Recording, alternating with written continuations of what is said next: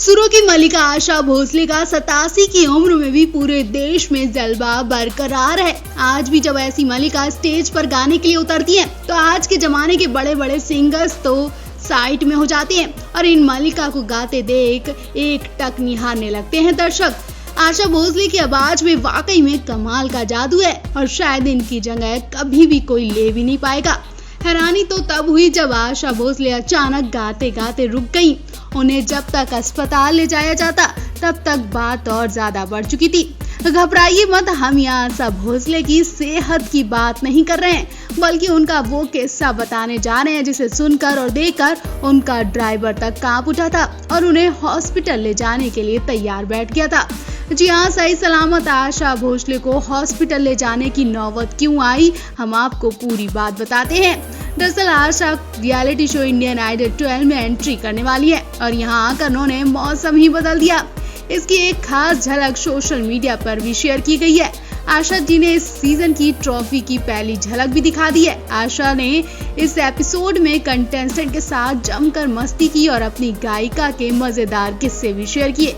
आशा ताई ने बताया कि वो फिल्म तीसरी मंजिल का गाना आजा आजा मैं हूँ प्यार तेरा गाने के लिए शुरू में तैयार नहीं थी। इसके साथ ही उन्होंने बताया कि जब वो इस गाने को कार में बैठे बैठे प्रैक्टिस कर रही थी तो उनका ड्राइवर उन्हें देखकर डर गया था। अपनी गायिका से लाखों करोड़ों दिलों पर राज करने वाली आशा ने बताया कि ये गाना आजा आजा मैं हूँ तेरा प्यार गाना मेरे लिए काफी मुश्किल था।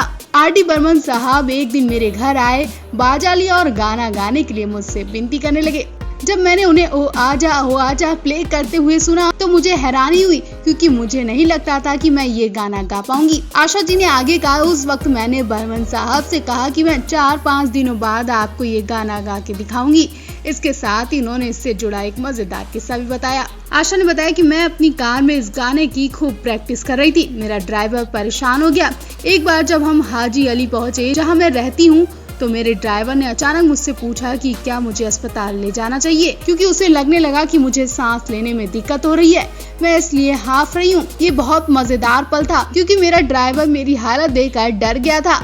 आशा जी ने आगे कहा, जैसे ही मैं घर पहुंची मैंने अपनी बड़ी बहन लता मंगेशकर के पास गई और उन्हें मैंने पूरी बात बताई। मैंने उन्हें बताया कि मैं ये गाना नहीं गा सकती और मुझे इस गाने को लेकर ऐसी आशंकाएं आ रही हैं। उस वक्त लता दीदी ने कहा कि तुम भूल रही हो कि तुम पहले मंगेशकर हो और बाद में भोसले।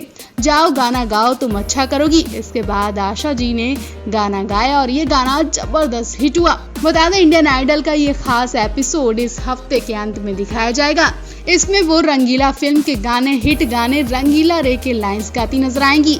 वहीं शो के होस्ट आदित्य नारायण भी उनके साथ गाना गाते नजर आएंगे। बता दें, शो का फिनाले बहुत जल्द होने वाला है। इसे लेकर शो के होस्ट आदित्य नारायण ने जानकारी दे दी है। आदित्य नारायण ने कहा कि हम बढ़िया और बड़ा फिनाले प्लान कर रहे हैं, जैसा कि हमारे कंटेस्टेंट बहुत अच्छे हैं और वो सभी अच्छा गाते हैं। फिनाले में सभी जज होंगे, फिल्म और म्यूजिक इंडस्ट्री के भी लोग शामिल होंगे। खबरों की माने तो इस सीजन का आखिरी एपिसोड 15 अगस्त को होने वाला है। तो आप इस शो को लेकर क्या कहना चाहेंगे, कमेंट बॉक्स में अपनी राय जरूर दें।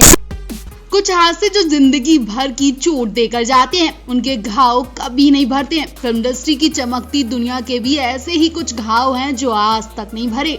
आज भी इन हादसों को याद कर लोग रो पड़ते हैं। ऐसा ही एक हादसा मशहूर प्लेबैक सिंगर आशा भोसले के साथ हुआ, जिसे याद कर वो आज भी कांप जाती हैं और उनकी आंखों से आंसू निकलने बंद नहीं होते हैं। जी हाँ, वही आशा जिनकी सुरीली आवाज से पूरी दुनिया बखूबी से वाकिफ है। वो 1000 से ज्यादा फिल्मों में 20 भाषाओं में 12,000 से ज्यादा गीत गा चुकी हैं। उन्होंने 10 साल की उम्र से ही गाना शुरू कर दिया था। आशा पहली ऐसी भारतीय सिंगर है जिन्हें ग्रैमी अवार्ड के लिए नॉमिनेट किया गया था। साल 1997 में आशा को पहली बार नॉमिनेट किया गया। साल 2005 में एक बार फिर आशा को ग्रैमी में नॉमिनेशन मिला। आशा को जितनी सफलता मिली उतना ही बड़ा एक दुख भी मिला है। आशा की प्रोफेशनल लाइफ में जितने उतार चढ़ाव है, निजी जिंदगी भी कुछ ऐसी ही रही। उनकी जिंदगी का सबसे दर्दनाक पल तब आया जब उनकी बेटी वर्षा ने गोली मारकर सुसाइड कर ली थी। ये घटना साल 2012 की है। हर कोई इस खबर को सुनकर हैरान रह गया था। उन्होंने ऐसा क्यों किया है, किसी को खबर नहीं थी। घटना के बाद घर पर आशा भोसले घर पर नहीं थी। आशा सिंगापुर में एक अवार्ड फंक्शन में हिस्सा लेने गई थी। हिंदी और मराठी फिल्मों में गाने के साथ साथ अखबारों के लिए लिखने वाली वर्षा मां आशा के साथ कई कंसर्ट में हिस्सा लेती थी, लेकिन वो काफी समय से डिप्रेशन में चल रही थी और इसका अंदाजा उनकी मां आशा को कभी पता ही नहीं चला। वर्षा ने जिस पिस्टल से खुद को गोली मारी थी वो उनके भाई की थी। आशा की बेटी की मौत के बाद उनके पास से कोई भी नोट बरामद नहीं किया गया, लेकिन बताया जाता है कि वर्षा डिप्रेशन की शिकार थी। इससे पहले भी उन्होंने जान देने की कोशिश की थी। वर्षा ने सितंबर 2018 में आत्महत्या की कोशिश की थी। तब उन्हें जसलोक अस्पताल के आईसीयू में भर्ती कराया गया था। उस समय ये बात सामने आई थी कि वर्षा मोटापे की वजह से परेशान थी और इसके चलते वो डिप्रेशन में आ गई थी और कई बीमारियों का शिकार भी हो गई थी। आशा भोसले के 3 बच्चों में वर्षा दूसरे नंबर की थी और वो मुंबई में मंगेशकर परिवार के साथ रहती थी। वर्षा ने स्पोर्ट्स राइटर हेमंत केकरे से शादी की थी, लेकिन 1998 में उनका तलाक हो गया, जिसके बाद वर्षा मुंबई में अपनी मां के साथ रहने लगी थी। एसिड अटैक का नाम सुनते ही ना जाने कितनी लड़कियां कांप कर घर में बैठ जाती हैं, हिम्मत तोड़ देती हैं और वो सपने भी उस वक्त टूट जाते हैं जिन्होंने अपने परिवार के साथ देखे थे। सोचिए जरा, जिस लड़की पर ऐसा अटैक होता होगा वो कैसे अपनी जिंदगी गुजारती होगी। वो रोज जिंदा मिट्टी की तरह जीती है। कई लड़कियां तो तुरंत सुसाइड कर लेती हैं, लेकिन आज हम आपको एक ऐसी मशहूर अदाकारा से रूबरू करवाने जा रहे हैं जिसने सुसाइड का विचार लाना तो छोड़ो बल्कि खुलकर जिंदगी जीने का फैसला कर लिया था और जंग जीत कर ही मानी। ये अदाकारा कोई और नहीं बल्कि एक्ट्रेस कंगना रनौत की बहन रंगोली चंदेल है। रंगोली चंदेल सोशल मीडिया पर छाई रहती हैं और अक्सर किसी न किसी विवाद को लेकर मुंह तोड़ जवाब भी देती है। आज कंगना ने भी अपनी बहन रंगोली का एसिड अटैक का किस्सा शेयर किया है। उन्होंने खुद माना कि उस दिन मैंने अपनी बहन को खो दिया था। मैंने सोच लिया था कि अब मैं उसे बचा नहीं पाऊंगी, लेकिन बिस्तर पर लेटी हुई बहन ने हार नहीं मानी। उसने योगा से अपने आप को खड़ा किया। एक्ट्रेस ने इंस्टाग्राम पर लिखा, रंगोली की योग स्टोरी सबसे ज्यादा प्रेरणा देने वाली है।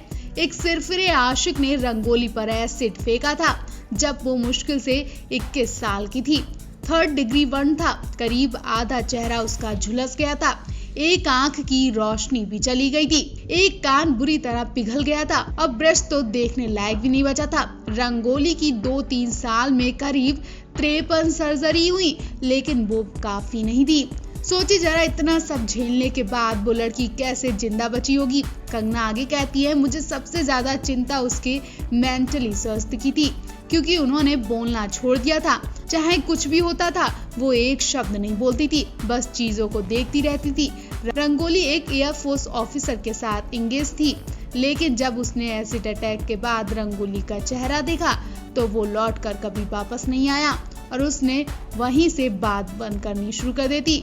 उसके बाद तो रंगोली की आंख में एक आंसू तक नहीं दिखा, ना ही उसने एक शब्द कहा था। वो अंदर ही अंदर घुट रही थी, लेकिन इन सब चीजों ने उसे इतना मजबूर कर दिया, इतना मजबूत बना दिया कि वो आज जो है वो सब देख रहे हैं।